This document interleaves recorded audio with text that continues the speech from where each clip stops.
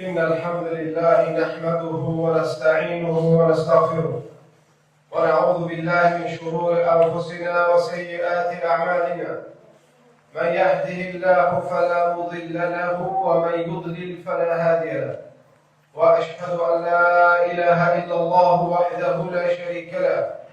وأشهد أن نبينا محمد وعلى آله وأصحابه أجمعين. يا أيها الذين آمنوا اتقوا الله حق تقاته ولا تموتن إلا وأنتم مسلمون. Aziz ve muhterem Müslümanlar, bugün 2024. yıl sentyabr ayının 20'sidir.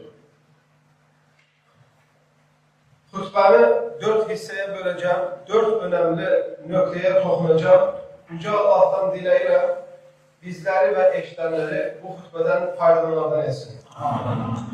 İslam, aziz kardeşler, güzel özlüğünde güzelliğe davet edən ve onun davetine icabet edenleri güzelleştiren bir dindir. İslam dininden məhrum olan bir şəxs, bütün güzelliklerden məhrum olmuş şəxsin ta özüdür. Eğer bir insan sadece fitret-i selim olarak, sağlam bir fitretle İslam'ı araştırarsa, İslam'ı öğrenmeye çalışarsa, İslam'ın hakikatinin ne olduğunu başa düşmeye çalışarsa, İslam dininde aktardığı bütün xeyri, bereketi, mutluluğu, düzlüğü, sülhü, emin amanlığı ve bütün değerlerin temellerini açık-aşkar şekilde tapabilir ve görebilir. Möhtərəm kardeşler, İslam dininin güzelliğinden birincisi odur ki, İslam dini cemaatın ve birliğin, ümmetin, milletin menfaatlerini şəxsi menfaatlerden öne koyur.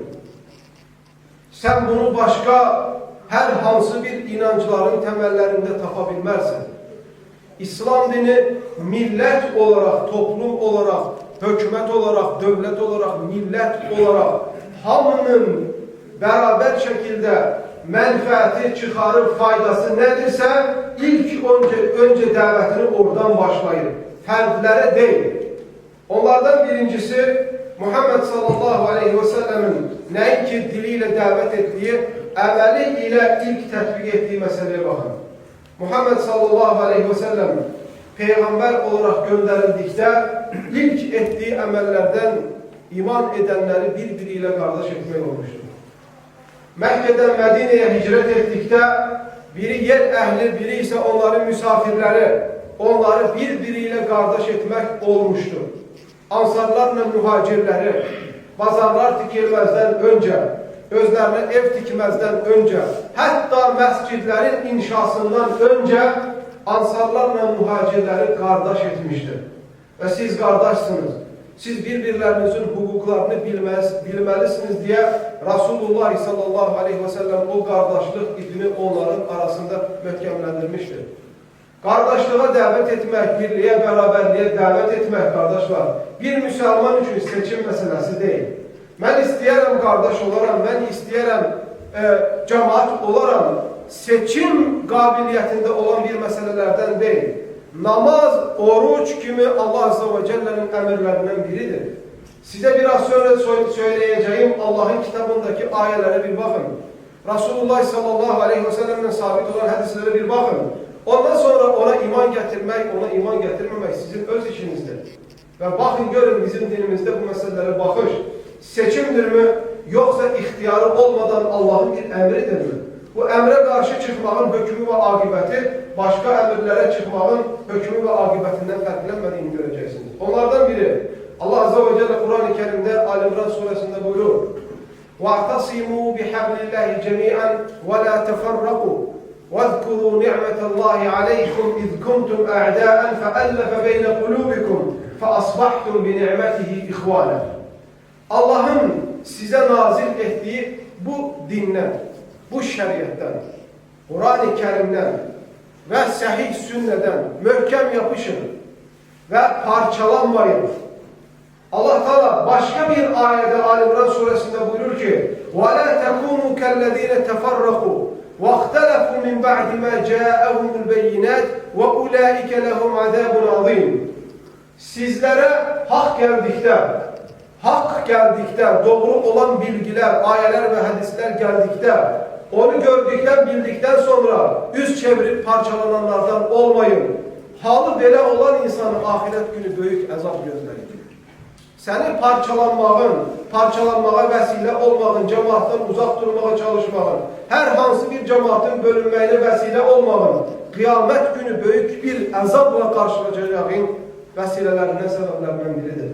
Ona göre aziz ve muhterem kardeşler, başka bir ayette Allah Teala bunun kardeşliğin zayıflemesine, birliğin ve beraberliğin zayıflemesine, en küçük detaylarına kadar vesile olan her şeyden qadağan edən Enfal suresinde ayet nazil ediyor. Allah Azze ve Celle buyuruyor: وَاَطِيعُوا اللّٰهَ وَرَسُولَهُ وَلَا تَنَازَعُوا فَتَفْشَلُوا وَتَذْهَبَ رِيحُكُمْ وَاصْبِرُوا اِنَّ اللّٰهَ مَعَ الصَّابِرِينَ. Ey müminler! Siz inandığınız Rabbinize ve onun gönderdiği elçisinin yoluyla gidin. Siz özünüze rehber, ağlınızı seçseniz, menfaatinizi seçseniz, öz çıkarlarınızı seçseniz, siz onun yoluyla gitmiş olmayacaksınız.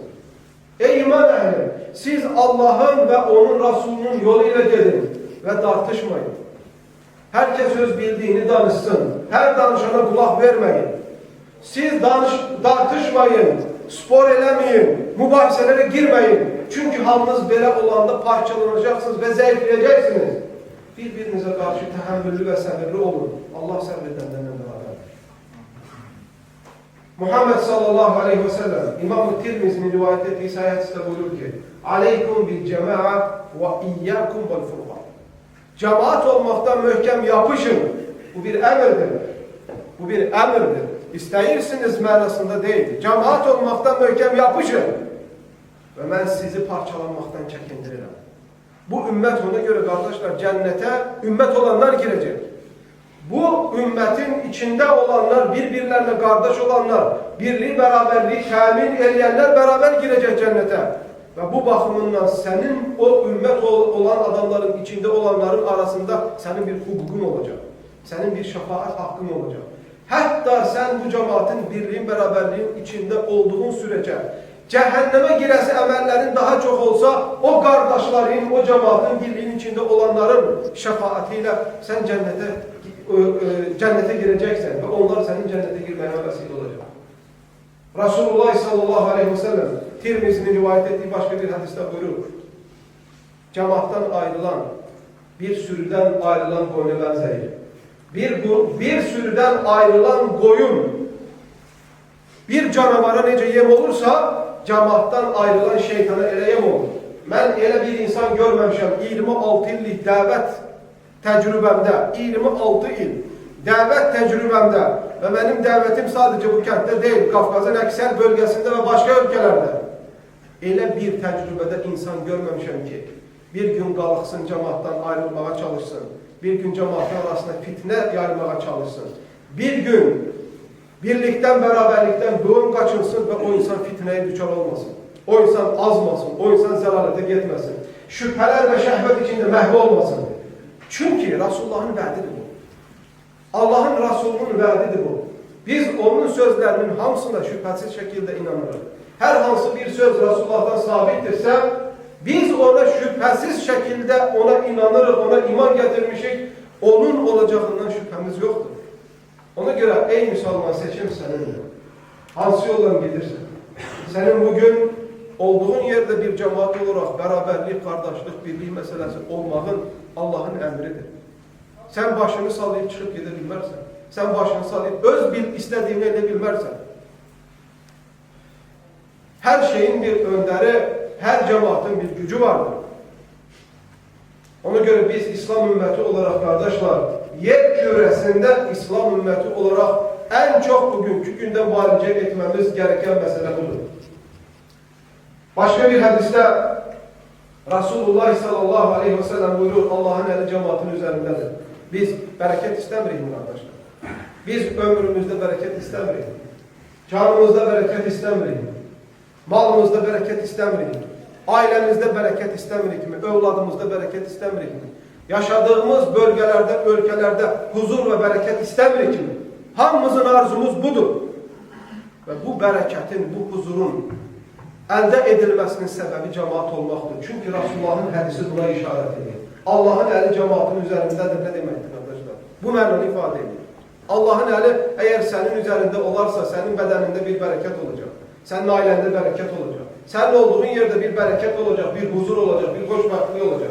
Allah elini senin üzerinden çekerse, sen dünyada olan bütün bedbahtçiliği hayatına dahil edeceksin. Allah'ın elinin altından kaçmamaya çalışmak lazımdır. Allah'ın elinin altında olmanın da en büyük vesilesi bu cemaatte olmaktır. Çünkü Resulullah buyurur ki Allah'ın eli cemaatin üzerinde. Sen cemaatte yoksan Allah'ın eli senin üzerinde yok.